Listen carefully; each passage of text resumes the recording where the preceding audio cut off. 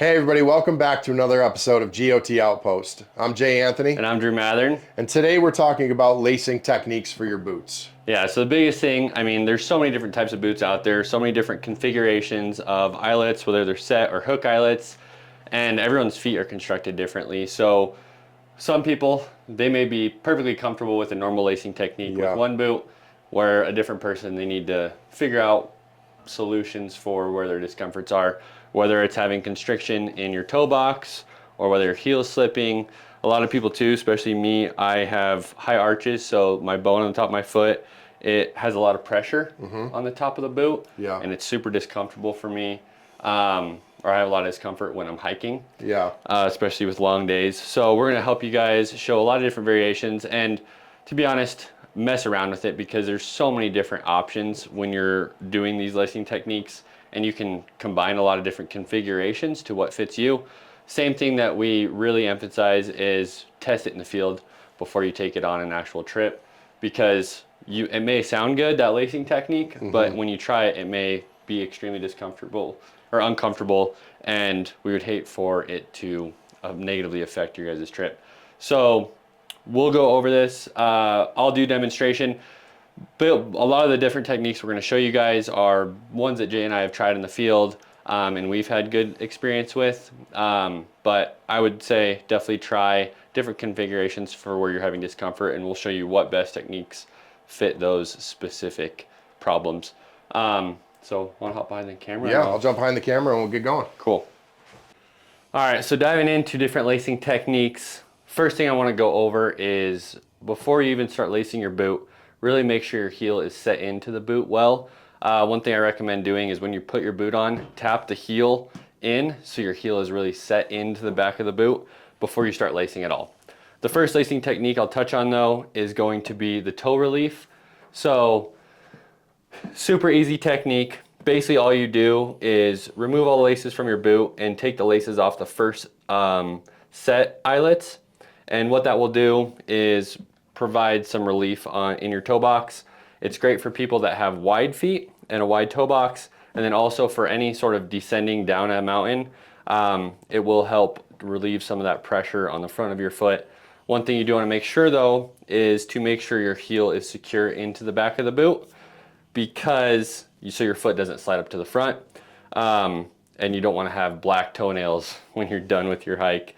So some different ways that you can lock in your heel. One of the best ways to do so is doing surgeon knots. It's the simplest way to do so. Surgeon knots are super easy, and you want to do surgeon knots right where it goes from set eyelets to hook eyelets, and right around this crease in the boot. That's the most vulnerable part for your heel to slip. So what you'll do for a surgeon knot, it's super easy. You'll just do 2 overhands and tighten it down. And I think it's also great to do a surgeon knot above your set eyelets. The reason for that is it really locks these laces into place, and doesn't allow them to provide any relief and loosen up at all. Another thing too, another great way to lock in your heel as well as also lock in your ankle is to do this figure 8 type knot. So what you'll do is you'll go over backwards. So you'll skip the first hook eyelet, and then you'll go up one above it, and you'll go backwards around that eyelet on both sides.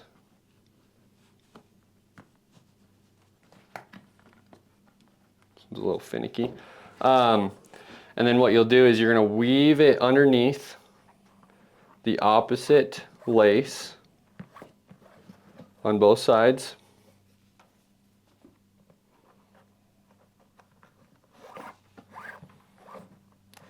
And then what you'll do is you'll just cinch it down. And one thing you'll see with this is when I cinch it down, it really pulls that boot forward and will help lock in that heel and ankle. One thing you can do with this, so there's so many different configurations on how to lace a boot. You can do this twice. You can go up one more and do the same exact thing. Or sometimes what I'll do is I will go up and just do a surgeon knot the rest of the way up. And this will help lock that in.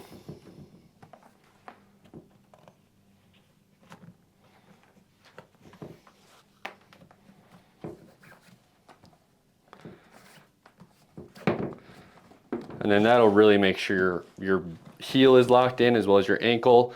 Another thing too, when you finish off the boot, I mean, everyone typically is taught just to do a double overhand knot to tie your boot, but that can come undone and it can be hard to undo if you do it too tight, to try and prevent the laces from coming undone while you're hiking.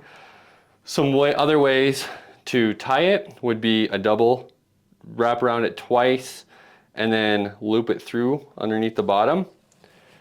And that is a great knot, super easy to undo, and it will not come undone while you're hiking. Another good one is to do same technique, but you go underneath and then loop through. And that's a box knot, so that's another great way to prevent your boots from coming untied, and also easy to untie.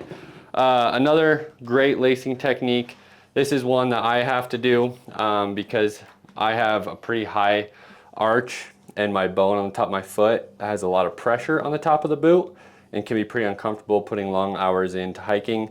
So what you do is you just, instead of doing cross lacing over into the set eyelets, what you'll do is you'll just run them up, and what that will do is it will alleviate any pressure of the boot here and give your foot some more room.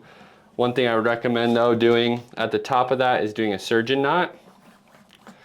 Because you are doing any crossover, it is looser, so this will help secure that boot down and prevent you from having your boot loosen up on you. Those are a lot of different variations.